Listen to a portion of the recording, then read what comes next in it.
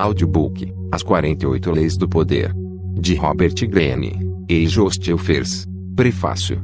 A sensação de não ter nenhum poder sobre pessoas e acontecimentos é, em geral, insuportável. Quando nos sentimos impotentes, ficamos infelizes. Ninguém quer menos poder, todos querem mais. No mundo atual, entretanto, é perigoso parecer ter muita fome de poder, ser muito premeditado nos seus movimentos para conquistar o poder. Temos de parecer justos e decentes. Por consequência, precisamos ser sutis, agradáveis porém astutos, democráticos mas não totalmente honestos. Este jogo de constante duplicidade mais se assemelha à dinâmica de poder que existia no mundo ardiloso da antiga corte aristocrática.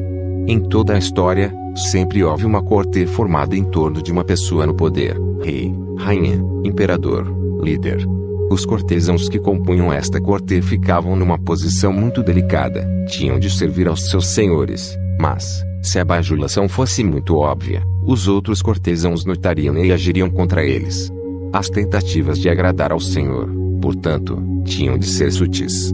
E até mesmo os cortesãos hábeis e capazes de tal sutileza ainda tinham de se proteger de seus companheiros que a todo momento tramavam tirá-los do caminho.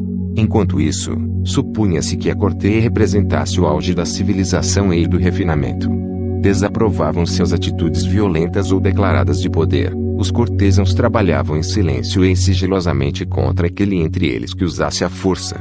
Este era o dilema do cortesão. Aparentando ser o próprio modelo de elegância, ele tinha ao mesmo tempo de ser o mais esperto e frustrar os movimentos dos seus adversários da maneira mais sutil possível. Com o tempo, o cortesão bem-sucedido aprendia a agir sempre de forma indireta. Se apunhalava o adversário pelas costas, era com a luva de pelica na mão e, no rosto, o mais gentil dos sorrisos.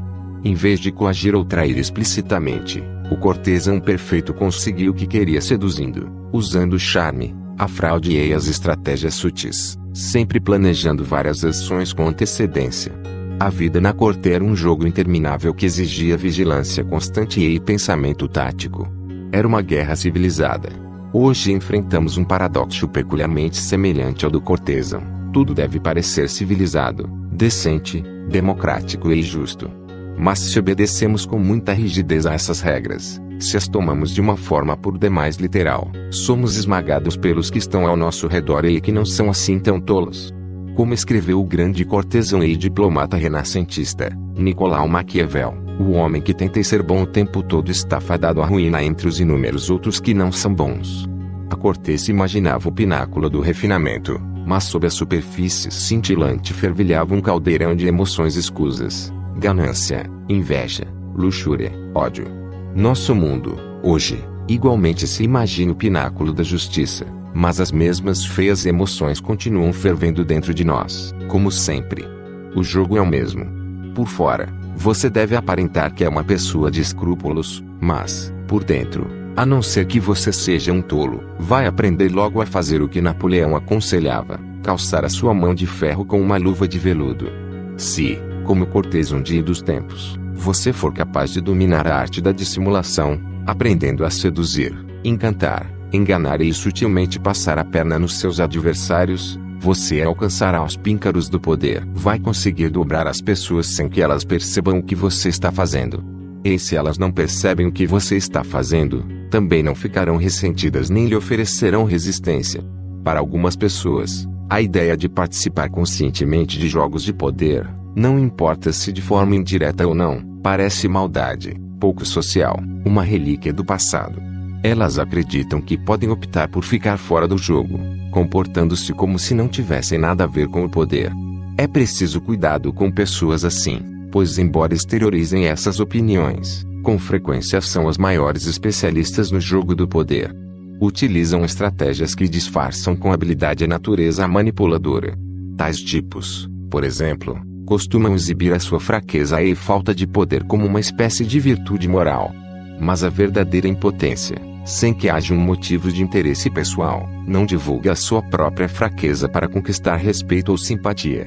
Alardear a própria fraqueza é, na verdade, uma estratégia muito eficaz, sutil e fraudulenta, no jogo de poder. Ver Lei 22, a tática da rendição.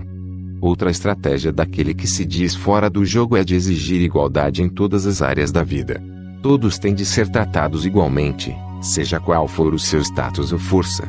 Mas se, para evitar o estigma do poder, você quiser tratar todos com igualdade e justiça, vai se defrontar com o problema de que algumas pessoas fazem certas coisas melhor do que outras. Tratar a todos igualmente significa ignorar as suas diferenças, elevar o patamar dos menos capazes e rebaixar o daqueles que se sobressaem. Mais uma vez, muitos dos que se comportam assim estão na verdade usando uma outra estratégia de poder, redistribuindo os prêmios da maneira como eles próprios determinam. Uma outra forma ainda de evitar o jogo seria a total honestidade e franqueza, visto que uma das principais técnicas dos que buscam o poder é a fraude e o sigilo. Mas a total honestidade acaba inevitavelmente por magoar e ofender um grande número de pessoas, e algumas vão querer pagar na mesma moeda. Ninguém verá sua declaração honesta como totalmente objetiva e livre de alguma motivação pessoal. E estarão certos, na verdade, a honestidade é uma estratégia de poder, cuja intenção é convencer os outros de que se tem um caráter nobre, bom e altruísta. E uma forma de persuasão, até uma forma sutil de coagir as pessoas. Finalmente, os que alegam não serem jogadores afetam um ar de ingenuidade para se protegerem da acusação de que estão atrás do poder. Mais uma vez, cuidado, pois a aparência de ingenuidade pode ser um meio eficaz de enganar os outros. Verley 21, pareça mais bobo do que o normal. E até a ingenuidade autêntica não está livre das armadilhas de poder. As crianças podem ser muito ingênuas, mas com frequência agem por uma necessidade básica de controlar os que estão ao seu redor. Elas sofrem muito sentindo-se impotentes no mundo adulto, e usam os meios disponíveis para conseguir o que querem. Pessoas genuinamente inocentes também podem estar no jogo do poder, e costumam ser terrivelmente eficazes nisso, visto que a reflexão não é um obstáculo para elas. De novo, aqueles que fazem alarde ou dão demonstrações de inocência são os menos inocentes de todos. Você pode reconhecer estes supostos não-jogadores pela maneira como ostentam suas qualidades morais, sua piedade, o seu raro senso de justiça. Mas como todos nós queremos o poder, e quase todas as nossas ações visam obtê-lo, os não-jogadores estão simplesmente jogando areia nos nossos olhos, nos distraindo de suas cartadas com seu ar de superioridade moral. Observando bem, você verá de fato que são eles os mais hábeis na manipulação dissimulada, mesmo que alguns a pratiquem sem ter consciência disso. E se ressentem muito de qualquer publicidade que se dê às táticas que usam todos os dias. Se o mundo é como uma gigantesca corte fraudulenta e estamos presos nela, não adianta optar por ficar fora do jogo. Isso só vai deixar você impotente, e a impotência vai deixá-lo infeliz. Em vez de lutar contra o inevitável, em vez de ficar discutindo, se lamentando e cheio de culpa, é muito melhor sobressair no poder. De fato, quanto melhor você lidar com o poder, melhor você será como pessoa, amigo ou amiga, amante, marido ou esposa. Seguindo os passos do perfeito cortesão, Verley 24, você aprende a fazer os outros se sentirem melhor a respeito deles mesmos, tornando-se uma fonte de prazer para eles. Eles se tornarão dependentes de suas habilidades e desejarão a sua presença. Dominando as 48 leis deste livro, você poupa aos outros a dor de não saber lidar com o poder, de brincar com o fogo sem saber que ele queima. Se o jogo de poder é inevitável, melhor ser um artista do que negar ou agir desastradamente. Para aprender o jogo do poder é preciso ver o mundo de uma certa maneira, mudar de perspectiva. É preciso esforço e anos de prática, pois grande parte do jogo talvez não surja naturalmente. São necessárias certas habilidades básicas, e uma vez dominando-as você será capaz de aplicar as leis do poder com mais facilidade. A mais importante, e fundamento crucial do poder, é a habilidade de dominar as suas emoções. Reagir emocionalmente a uma situação é a maior barreira ao poder, um erro que custará a você muito mais do que qualquer satisfação temporária que possa obter expressando o que sente. As emoções embotam a razão, e se você não consegue ver com clareza não pode estar preparado e reagir com um certo controle da situação. A raiva é a reação emocional mais destrutiva, pois é a que mais turva sua visão. Também tem um efeito cascata que invariavelmente torna as situações menos controláveis e acentua a decisão do seu inimigo. Se você está na Polar Audiobooks, nos siga nas redes sociais. Polar Audiobooks está tentando destruir um inimigo que o magoou. É bem melhor desarmá-lo fingindo amizade do que mostrando que está com raiva. Amor e afeto também são potencialmente destruidores, quando não permitem que você enxergue os interesses quase sempre egoístas daqueles de quem você menos desconfia de estar fazendo o jogo do poder. Você não pode reprimir a raiva ou o amor, ou evitar sentir raiva ou amor, e nem deve tentar. Mas cuidado com a maneira como você expressa esses sentimentos, e o que é o mais importante, eles não devem jamais influenciar seus planos e estratégias. Relacionada com o controle das suas emoções está a habilidade para se distanciar do momento presente e pensar de forma objetiva no passado e no futuro. Como Janus, a divindade da mitologia romana com duas faces e guardiã de todos os portões e entradas, você deve ser capaz de olhar em ambas as direções ao mesmo tempo, para saber lidar melhor com o perigo, seja lá de onde ele vier. É esse o rosto que você deve criar para si próprio, uma que olha sempre para o futuro e o outro, para o passado. Para o futuro, o lema é sempre alerta, todos os dias. Nada deve apanhá-lo de surpresa, porque você está constantemente imaginando problemas antes que eles surjam. Em vez de perder tempo sonhando com um final feliz para o seu plano, você deve calcular todas as possíveis combinações e armadilhas que possam surgir. Quanto melhor a sua visão, quanto mais você planejar etapas com antecedência, mais poderoso se tornará. A outra face de Janus olha constantemente para o passado, mas não te para lembrar de mágoas passadas ou guardar rancores. Isso só limitaria o seu poder. A parte mais importante do jogo é aprender a esquecer essas coisas que aconteceram no passado e que vão consumindo as suas energias e turvando o seu raciocínio. O verdadeiro propósito do olho que espia para trás é o de constantemente se educar. Você olha para o passado para aprender com quem viveu antes de você. Depois, tendo visto o passado, você olha mais perto as suas próprias ações e as dos seus amigos. Esta é a escola mais importante para você, porque se baseia na experiência pessoal. Você começa examinando os erros que cometeu no passado, aqueles que mais dolorosamente o impediram de progredir. Você os analisa de acordo com os termos das 48 leis de poder, e extrai daí uma lição e um juramento: nunca mais cometo esse erro, não caio mais nessa arapuca. Se você for capaz de se avaliar e observar assim, vai aprender a romper com os modelos do passado, uma habilidade de enorme valor. O poder requer a capacidade de jogar com as aparências. Com este objetivo, você tem de aprender a usar muitas máscaras e ter uma cartola cheia de truques. A fraude e o disfarce não devem ser vistos como feios e imorais. Todas as interações humanas exigem que se trapaceie em muitos níveis. E de certa forma o que distingue os humanos dos animais é a nossa capacidade de mentir e enganar. Nos mitos gregos, no ciclo do Mahabharata indiano, no épico de Gilgamesh do Oriente Médio, as artes ilusórias são privilégio dos deuses. Um grande homem, Ulisses por exemplo, era julgado por sua capacidade de rivalizar com a astúcia dos deuses, roubando parte do seu poder divino quando a eles se igualava na esperteza e na trapaça. A fraude é uma arte que a civilização desenvolveu e é a arma mais potente no jogo do poder. Você não consegue trapacear bem se não se distanciar um pouco de si próprio, se não puder ser muitas pessoas diferentes, vestindo a máscara que o dia e o momento exigem.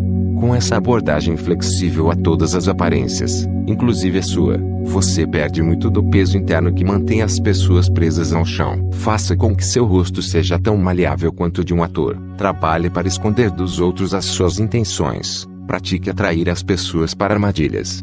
Jogar com as aparências e dominar a arte da ilusão são um dos prazeres estéticos da vida.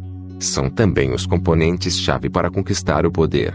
Se a fraude é a arma mais potente do seu arsenal, então a paciência em tudo é o seu maior escudo. Ela impedirá que você cometa burrices. Como o controle das suas emoções, a paciência é uma arte, ela não surge naturalmente. Mas nada quando se trata de poder é natural. Poder é a coisa mais divina no mundo natural. E paciência é a suprema virtude dos deuses, que nada possuem a não ser tempo. Tudo de bom acontecerá, a grama crescerá de novo se você lhe der tempo e prever antecipadamente várias etapas no futuro. A impaciência, por outro lado, só faz você parecer fraco. E o principal empecilho ao poder. O poder é essencialmente a moral e a principal habilidade a adquirir é de ver as circunstâncias, e não o bem ou o mal. O poder é um jogo, nunca é demais repetir, e no jogo não se julgam os adversários por suas intenções, mas pelo efeito de suas ações. Você mede a estratégia e o poder deles pelo que pode ver e sentir. Quantas vezes as intenções de alguém serviam apenas para perturbar e enganar? O que importa se outro jogador, seu amigo ou rival, tinha boas intenções e só estava pensando no seu interesse, se os efeitos das ações dele levaram a tanta ruína e confusão. É natural que as pessoas disfarcem suas ações com todos os tipos de justificativas, alegando sempre terem agido por generosidade. Você precisa aprender a rir interiormente sempre que ouvir isto e jamais cair na armadilha de avaliar os atos e intenções de alguém usando julgamentos morais que são na verdade uma desculpa para o acúmulo de poder. É um jogo. O seu adversário senta-se na sua frente. Ambos comportam-se como damas ou cavalheiros, observando as regras do jogo e sem levar nada para o lado pessoal. Você joga com a estratégia e observa os movimentos do seu adversário com toda a calma possível. No final, você aprecia a educação de quem está jogando com mais do que boas intenções. Treine o seu olho para acompanhar os resultados dos movimentos dele, as circunstâncias externas, e não se distraia com mais nada. Metade do seu controle do poder vem do que você não faz, do que você não se permite ser arrastado a fazer. Para isso, você deve aprender a julgar todas as coisas pelo preço que terá que pagar por elas. Como Nietzsche escreveu, o valor de uma coisa às vezes não está no que se consegue com ela, mas no que se paga por ela, o que ela nos custa. Talvez você alcance o seu objetivo, e um objetivo digno de ser alcançado, mas a que preço? Use este critério para tudo, inclusive para saber se deve colaborar com outras pessoas ou correr em seu auxílio. Afinal, a vida é curta, as oportunidades são poucas, e sua energia tem limite. E, neste sentido, o tempo é tão importante quanto qualquer outro fator. Não desperdice tempo valioso, ou paz de espírito, com assuntos alheios. O preço é muito alto. O poder é um jogo social. Para aprender a dominá-lo, você deve desenvolver a capacidade de estudar e compreender as pessoas. Como escreveu o grande pensador e cortesão do século XVII, Balthazar Gracian, muita gente gasta o seu tempo estudando as propriedades dos animais e das ervas. Muito mais importante seria estudar as características das pessoas, com quem temos de viver e morrer. Para ser um mestre no jogo você deve ser também um mestre na psicologia. Deve reconhecer as motivações e ver através da nuvem de poeiras com que as pessoas cercam suas ações. Compreender os motivos ocultos das pessoas é o maior conhecimento de que se precisa para conquistar o poder. É o que abre possibilidades sem fim de logro, sedução e manipulação. As pessoas são de uma complexidade infinita e você pode passar a vida inteira observando-as sem nunca chegar a entendê-las. Portanto, é importantíssimo começar a aprender agora mesmo. E, ao fazer isso, você também tem de ter em mente um princípio: jamais discrimine quem você estuda e em quem você confia. Jamais confie totalmente em alguém e estude todos, inclusive amigos e pessoas queridas. Finalmente, você precisa aprender sempre a pegar o caminho direito para chegar ao poder. Disfarce a sua astúcia. Como uma bola de bilhar que ricocheteia várias vezes antes de acertar o alvo, seus movimentos devem ser planejados e desenvolvidos da maneira menos óbvia possível. Treinando para ser dissimulado, você prospera na corte moderna, aparentando ser um modelo de decência enquanto está sendo um consumado manipulador. Considere as 48 leis do poder como uma espécie de manual das artes da dissimulação. As leis baseiam-se nos escritos de homens e mulheres que estudaram e dominaram o jogo do poder. Estes textos cobrem um período de mais de 1000 anos e foram criados em civilizações tão dispares quanto a antiga China e a Itália renascentista, e, no entanto, elas compartilham fios e meadas, sugerindo em conjunto uma essência de poder que ainda tem de ser plenamente formulada. As 48 leis do poder são uma destilação desta sabedoria acumulada, reunida nos escritos dos mais ilustres estrategistas, Sun Tzu, Clausewitz, estadistas, Bismarck, Talleyrand, cortesãos, Castiglione, Gracian, sedutores, Ninon de Lenclos, Casanova, e charlatões Luke de Weil, da história. As leis possuem uma premissa simples: certas ações quase sempre aumentam o poder de alguém, o cumprimento da lei, enquanto outras o diminuem e até os arruinam, o desrespeito à lei. Estas transgressões e obediências são ilustradas com exemplos históricos. As leis são eternas e definitivas. As 48 leis do poder podem ser usadas de várias maneiras. Lendo o livro do princípio ao fim, Você aprenderá sobre o poder em geral. Embora várias leis possam não parecer diretamente ligadas à sua vida, com o tempo você provavelmente descobrirá que todas têm alguma aplicação, e que de fato elas estão interrelacionadas. Com uma visão geral do assunto, você será capaz de avaliar melhor as suas próprias ações no passado e alcançar um grau maior de controle sobre seus problemas imediatos. A leitura completa do livro vai continuar lhe inspirando ideias e reavaliações durante muito tempo ainda. O livro também foi projetado para consultas e exame da lei que no momento lhe parecer mais pertinente ao seu caso. Digamos que você esteja tendo problemas com o superior e não consiga entender por que seus esforços não resultaram num sentimento maior de gratidão ou numa promoção. Várias leis tratam especificamente do relacionamento entre o chefe e o subalterno, e é quase certo você estar transgredindo uma delas. Folheando os parágrafos iniciais sobre as 48 leis no sumário, você identificará a lei pertinente. Por fim, o livro pode ser folheado e lido ao acaso como diversão, como um passeio agradável por entre as fraquezas e grandes feitos de nossos antepassados no poder. Um aviso, entretanto, aos que usarem o livro com este propósito: é melhor voltar atrás. O poder por si só é infinitamente sedutor e ilusório. É um labirinto, sua mente se consumirá na solução de problemas sem fim, e você logo perceberá que está agradavelmente perdido. Em outras palavras, é muito divertido levá-lo a sério. Não seja leviano com um assunto tão importante. Os deuses do poder desaprovam a frivolidade. Eles só satisfazem aos que estudam e refletem, e castigam os que procuram se divertir nas espumas flutuantes. O homem que tenta ser bom o tempo todo está fadado à ruína entre os inúmeros outros que não são bons. Por conseguinte, o príncipe que desejar manter a sua autoridade deve aprender a não ser bom, e usar esse conhecimento, ou abster-se de usá-lo, segundo a necessidade. O príncipe, Nicolau Maquiavel 1469 a 152-7. Não existem princípios, apenas fatos. Não existe o bem e o mal, apenas circunstâncias. O homem superior apoia fatos e circunstâncias a fim de guiá-los. Se houvesse princípios e leis fixas, as nações não as mudariam como mudamos de camisa, e não se pode esperar de um homem que seja mais sábio do que uma nação inteira. Honoré de Balzac 1799 a 1850. Lei 1. Não ofusque o brilho do mestre. Faça sempre que as pessoas acima de você se sintam confortavelmente superiores. Querendo agradar ou impressionar, não exagere exibindo seus próprios talentos ou poderá conseguir o contrário, inspirar medo e insegurança. Faça com que seus mestres pareçam mais brilhantes do que são na realidade. Todos têm as suas inseguranças. Quando você se expõe ao mundo e mostra os seus talentos, é natural que isso desperte todos os tipos de ressentimentos, invejas e outras manifestações de insegurança. É de se esperar que isso aconteça. Você não pode passar a vida preocupando com os sentimentos mesquinhos dos outros.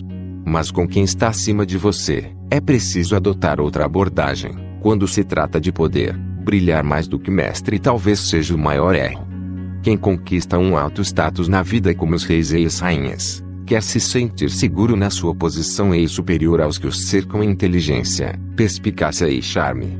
É uma falha de percepção mortal, porém comum, acreditar que exibindo e alardeando seus dons e talentos você está conquistando o afeto do Senhor. Ele pode fingir apreço, mas na primeira oportunidade vai substituir você por alguém menos brilhante, atraente e ameaçador. 2 regras. Primeira, é possível inadvertidamente brilhar mais do que o Senhor sendo simplesmente você mesmo. Existem senhores que são mais inseguros do que outros. A lição é simples: se não for possível evitar ser charmoso e superior, você deve aprender a evitar esses monstros de vaidade. É isso ou descobrir um jeito de apagar as suas boas qualidades quando estiver com o superior. Segunda, não imagine que pode fazer tudo o que quiser só porque o Senhor gosta de você. Livros inteiros poderiam ser escritos sobre favoritos do que caíram em desgraça por considerar garantido o seu status por ousar brilhar. Sabendo dos perigos de brilhar mais do que o seu Senhor, você pode tirar vantagem desta lei. Primeiro você precisar elogiar e cortejar o seu Senhor. A bajulação explícita pode ser eficaz, mas tem seus limites, é por demais direta e óbvia e causa má impressão aos outros cortesãos. Cortejar discretamente é muito mais eficaz. Se você é mais inteligente do que seu Senhor, por exemplo, aparente o oposto. Deixe que ele pareça mais inteligente do que você. Mostre ingenuidade. Faça parecer que você precisa da habilidade dele. Cometa erros inofensivos que não afetarão você a longo prazo, mas lhe darão chance de pedir a sua ajuda. Os senhores adoram essas solicitações. O mestre que não consegue presenteá-lo com sua experiência pode deixar cair sobre você a sua ira e má vontade. Se as suas ideias são mais criativas do que as do seu mestre, atribua-as a ele da maneira mais pública possível.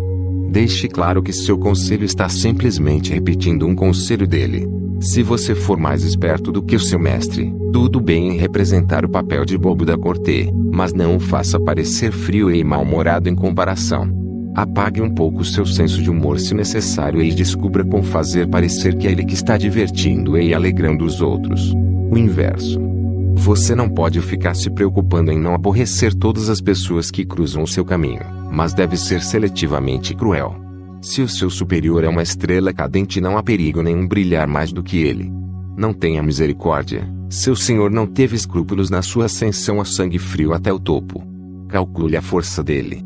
Se for fraco, aprecie discretamente a sua queda. Superior, seja mais encantador, mais inteligente do que ele nos momentos-chave.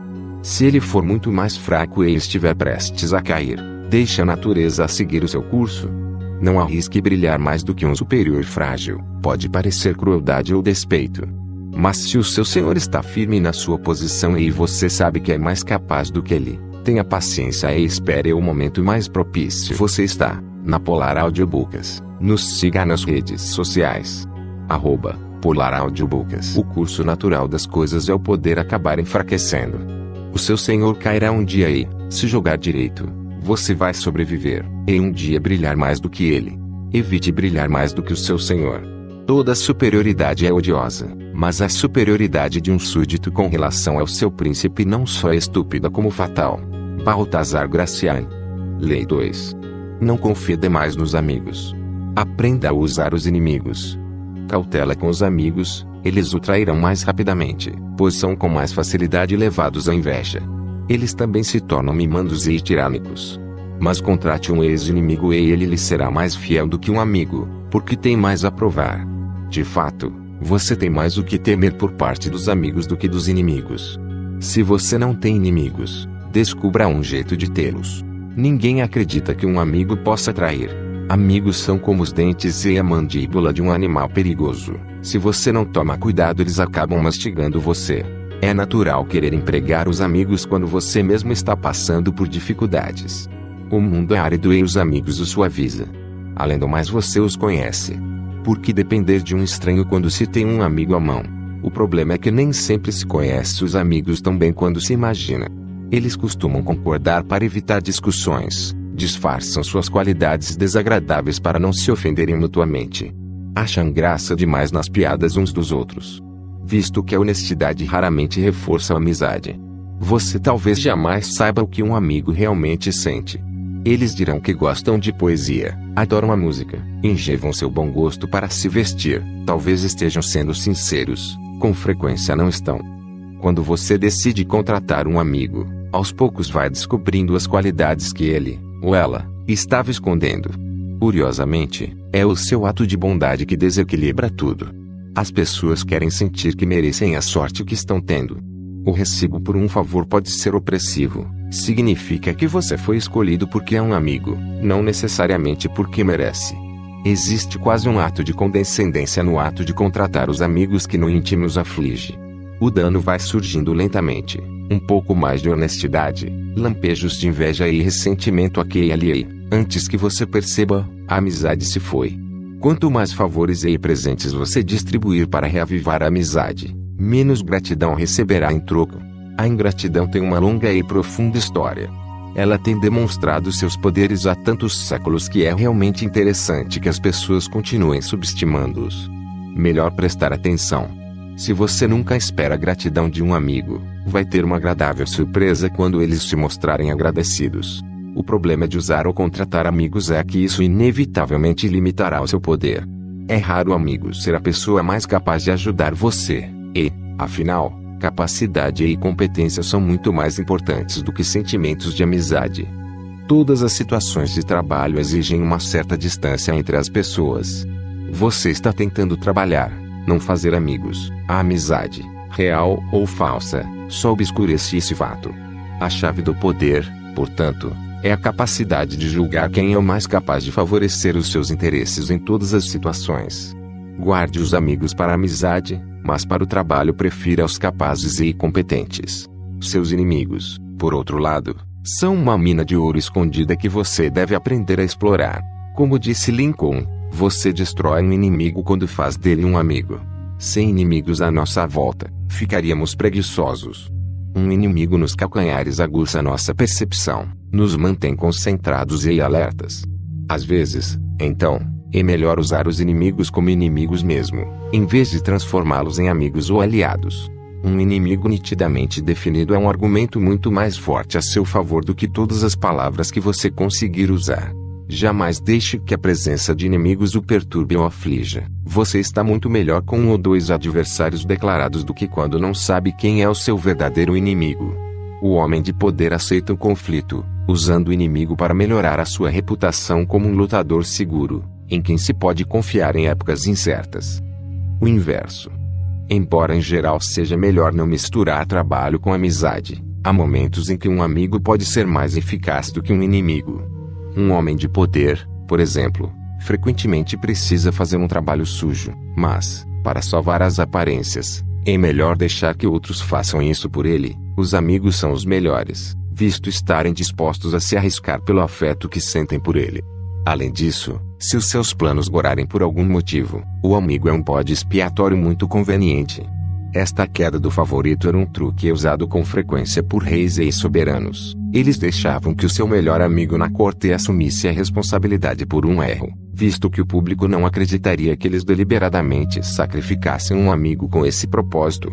E claro que, depois de fazer essa jogada, você perdeu o seu amigo para sempre. E melhor, portanto, reservar o papel de bode expiatório para alguém chegado a você, mas não muito.